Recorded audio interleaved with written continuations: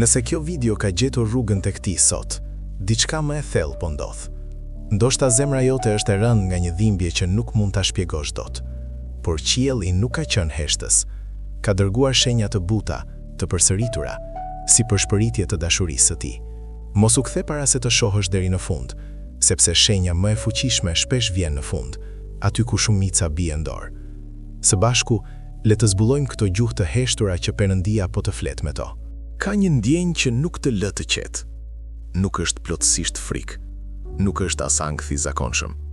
Është një shqetësim i heshtur që shfaqet papritur, sidomos kur je vetëm. Ti përpiqesh ta shpërqendrosh veten, por ajo rikthehet. Në mes të qetësisë, ajo flet më fort. Po sikur kjo ndjenjë të mos jetë rastësi, po sikur të mos jetë dobësi emocionale, por një sinjal. Shumë njerëz e injorojnë këtë zë të brendshëm. E quajnë stres, e quajnë lodhje, por ndonjëherë është diçka më e thellë. Sepse para se të ndodhë një ndryshim i madh, shpirti fillon të ndjejë lëvizjen. Dhe kjo është pyetja që duhet i bësh vetes. A është kjo ndjenjë një paralajmërim apo një përgatitje? Mos u largo. Në pjesën tjetër do të zbulojmë kur kjo ndjenjë është shenjë rreziku dhe kur është shenjë udhëzimi hyjnor.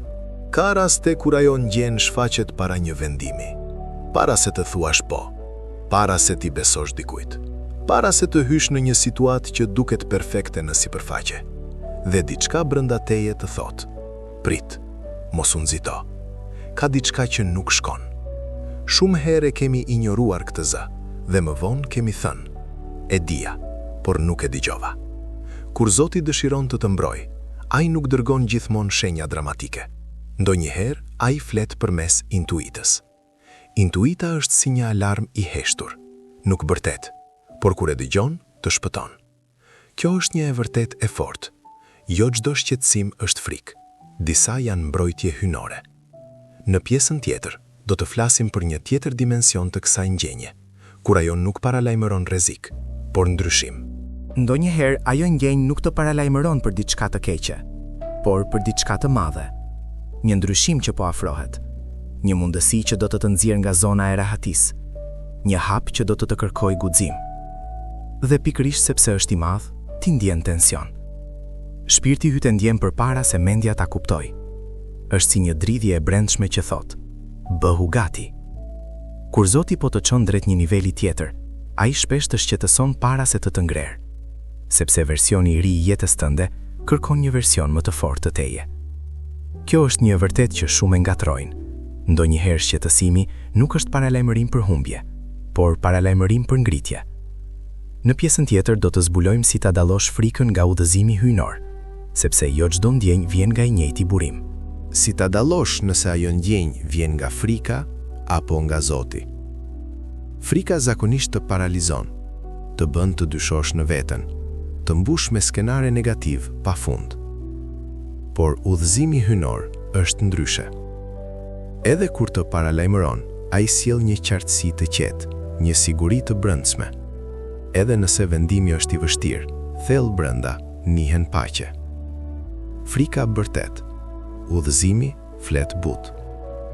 Frika të shtyn të ikësh, udhëzimi të shtyn të mendosh. Kjo është çelësi. Nëse ndjenja të sjell qartësi dhe jo kaos, mund të jetë drejtim, jo panik. Mëso ta dëgjosh në heshtje, sepse sa më shumë e ignoron, aq më shumë zëri dobësohet. Në pjesën tjetër do të flasim për arsyen pse kjo ndjenjë po bëhet më e fortë kohët e fundit, dhe çfarë do të thotë kjo për të ardhmen tënde. Nëse kjo ndjenjë po bëhet më e fortë, ka një arsye. Mesazhet hyjnore nuk zhduken thjesht sepse i injorojmë. Përkundrazi, ato bëhen më të theksuara.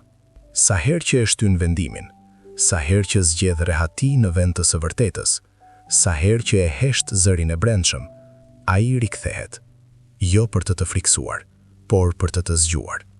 Kur Zoti dëshiron të ridrejtojë, ai nuk të detyron, ai të paralajmëron. Dhe nëse ti nuk dëgjon, paralajmërimi bëhet më i qartë. Kjo është arsyeja pse ndjenja po intensifikohet, sepse je në një pikë vendimtare, një zgjedhje po afrohet.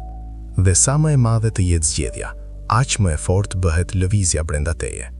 Në pjesën tjetër, Do të zbulojmë çfarë ndodh nëse vazhdon ta injorosh këtë sinjal dhe pse disa njerëz e kuptojnë shumë vonë. Çfarë ndodh kur vazhdon ta injorosh atë ndjenjë? Në fillim, asgjë. Jeta vazhdon, ditët kalojnë, vendimet merren, por thellë brenda diçka fillon të rëndohet. Sepse kur një sinjal shpirtëror injorohet vazhdimisht, ai nuk shtuket, ai shndrohet në mësim. Ndonjëherë mësimi vjen përmes shkënjimit, ndonjëherë përmes një dere që mbyllet me forcë, ndonjëherë përmes një gabimi që mund të ishte shmangur. Dhe atëherë themi, e ndjeva, por nuk e dëgjova. Kjo është e vërteta. Paralajmërimi është gjithmonë më i butë se pasoja. Zoti flet butë përpara se jeta të flas fort. Por edhe nëse e ke injoruar deri tani, nuk është vonë. Në pjesën tjetër, do të zbulojmë si ta aktivizosh qartësinë dhe ta kuptosh sakt çfarë po përpiqet të thotë kjo ndjenjë. Nëse dëshiron ta kuptosh sakt këtë ndjenjë, duhet të bësh diçka që shumë njerëz e shmangin. Të ndalesh, sepse zëri i brendshëm nuk dëgjohet në zhurmë, ai dëgjohet në heshtje. Fike telefonin për disa minuta. Qëndro vetëm. Mbyll syt dhe pyet veten. Çfarë po përpiqet të më tregoj kjo ndjenjë? Mos kërko përgjigje të menjëhershme. Vëzhgo mendimet që dalin. Vëzhgo emocionet që ngrihen. Mesazhi zakonisht nuk vjen si fjali e plot. Vjen si qartësi, si një e di e brendshme. Kjo është e vërteta e thellë. Kur krijon hapësirë për heshtje, drejtimi bëhet më i qartë. Sepse ndonjëherë Zoti nuk po të dërgon një shenjë të re, ai po pret që ti të dëgjosh atë që tashmë është brenda teje. Në pjesën tjetër do të zbulojmë si kjo ndjenjë lidhet me njerëzit që po hynë ose po dalin nga jeta jote. A ke ndjerë ndonjëherë një ndryshim energjie tek dikush? Pa fjalë, pa prova konkrete, por diçka brenda teje të thotë, kujdes, ose ndoshta e kundërta. Takove dikë dhe, pa arsye logjike, ndjeve paqe. Kjo ndjenjë shpesh lidhet me marrëdhëniet. Kur Zoti po të paralajmëron, ai mund të tregojë përmes ndjesisë që ke pranë dikujt, sepse jo çdo buzëqeshje është e sinqertë, dhe jo çdo person që afrohet ka qëllime të pastra. Por gjithashtu, jo çdo lidhje është rastësi. Kjo është thelbësore. Ndjenja që nuk të lë të qetë mund të jetë sinjal për të rishikuar rrethin tënd. Ndonjëherë paralajmërimi nuk është për një situatë, por për një person. Dhe sa më herët ta dëgjosh, aq më shumë paqe ruan. Në pjesën tjetër, do të zbulojmë pse kjo ndjenjë shfaqet pikërisht para një ndryshimi të madh në jetën tënde. Vëre këtë model në jetën tënde. Sa herë që je në prag të një ndryshimi të madh, ajo ndjenjë shfaqet para një zhvendosjeje, para një vendimi të rëndësishëm, para një fundi që hap një fillim të ri, sepse çdo ngritje kërkon vetëdije. Kur Zoti po të çon drejt një kapitulli të ri, ai aktivizon ndjeshmërinë tënde. Ai nuk dëshiron që të hysh në të ardhmen i pavëmendshëm. Paralajmërimi nuk është për të friksuar, është për të përgatitur.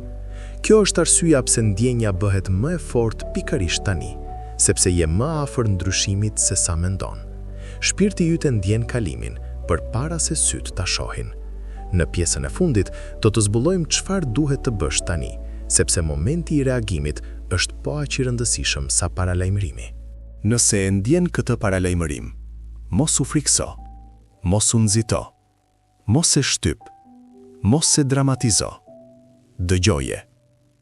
Pyet veten me sinqeritet. Çfarë po shmang? Çfarë e di thellë brenda por nuk dua ta pranoj? Cilin hap po vonoj? Sepse paralajmërimi nuk vjen për të ndëshkuar, vjen për të drejtuar. Nëse është mbrojtje, largoju me qetësi. Nëse është rritje, prano sfidën me guxim. Nëse është ndryshim, mos u kap pas së vjetrës. Kjo është e vërteta më e rëndësishme. Ndjenja që nuk të lë të qetë, nuk është për të shqetësuar, por për të zgjuar. Dhe nëse e ndjen tani, ndoshta kjo nuk është thjesht një video. Ndoshta është konfirmimi që po prisje.